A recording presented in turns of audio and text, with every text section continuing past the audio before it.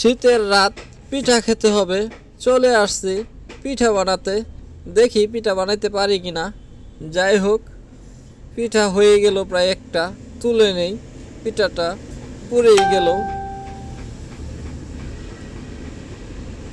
আগুন বেশি, তুলতে পারতাছি না।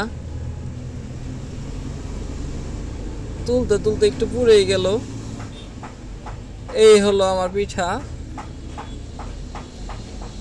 নিজের হাতে পিঠা বানানোর মজা আলাদা, তা আবার নিজের ক্ষেতের ধান।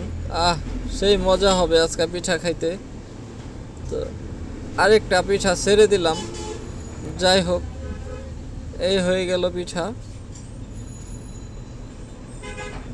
আপনারা কে কে পিঠা বানাইতে পারেন আমাকে বলবেন, আমি একটু খেয়ে দেখি কেমন হয়েছে।